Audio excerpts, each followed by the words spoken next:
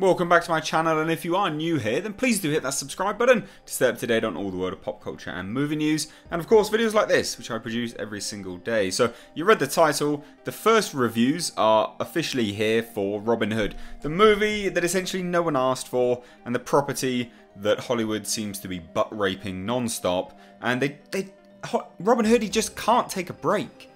You know, we've had so many iterations of this character. It's really quite surprising they went for this approach and also this aesthetic. But hey, look, let's get to the reviews. Like I always do with some movies, just bring you the reviews essentially. So, AV Club stated, if only this anti-establishment action saga weren't so totally in love with the establishment it claims to despise. If only it weren't so desperate to be the foundation of a cinematic universe that it treats like John meeting Friar Tuck, like they're in the post-credit scene of a Marvel movie. Jesus wept. Like you're supposed to get a chill down your spine at the sight of a homicidal Moor befriending a manic clergyman. Chandler and Kelly go to incredible lengths to set up a sequel, but even more incredible is how the film genuinely seems to believe that people might want to see where this story goes next. Oh, it's so scathing. This isn't going to be one of my normal review videos. I just want to bring them to you because they are incredibly comical, and I think we can all have a good laugh at it, basically. So IndieWire stated that Robin Hood won't steal any hearts, nor should it rob you of your valuable time when there are so many better versions to choose from. Yeah, again, there's so many good Robin Hood movies out there. Why did we need this? Like, I'm all for, you know, new iterations of things, but I think the time has moved on. I think maybe we needed to rest this franchise for quite a long time. But anyway, the Wrap stated that if they just ripped off Robin's story and renamed the characters, it would still be a shoddy piece of work. But we wouldn't be compelled to compare it to those Robins which preceded. Yeah, exactly. This singularly fails to swashbuckle in the manner of 1939 classic. The Adventures of Robin Hood and Egerton has as much in common with Hollywood legend Errol Flynn as I do. Even Ridley Scott's dour 2010 take has a meaty sense of historical purpose and some magnificent visuals typical of the director. This is an abomination worse than Guy Ritchie's recent King Arthur and as bad as Assassin's Creed, wildly misfiring and always off tangent. Christ.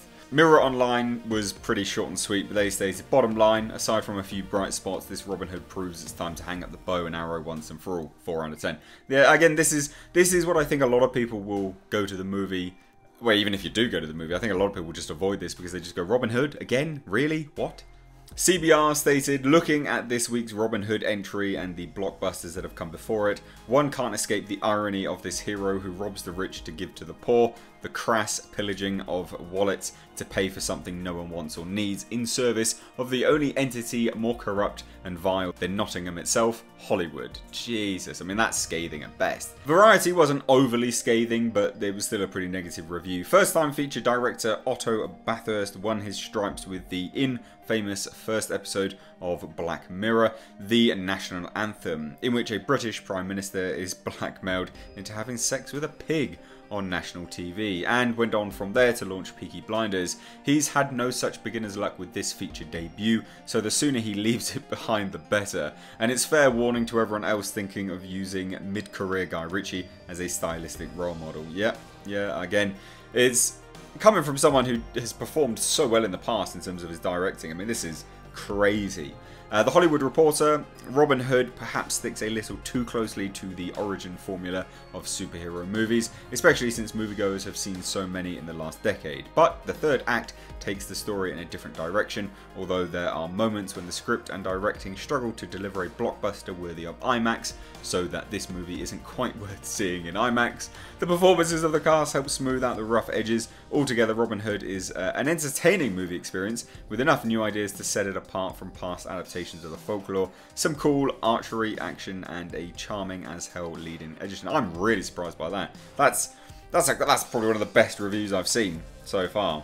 Screen Rant was so-so. They stated, if every generation gets the Robin Hood it deserves, which one did we deserve? Was it Ridley Scott's postcard pretty slice of historical revisionism from 2010, long forgotten though it already feels? No, if this is the new one, we must have done something unforgivably gross in a past life, because the new one barely has a single thing to recommend it. Oh, okay, well, I said it wasn't that bad. I mean, they gave it a 1 out of 5, so it's pretty pretty shocking. Anyway, look, that wraps it up for me here. I thought we could just have a good laugh at these reviews. They are awful. This movie looks awful.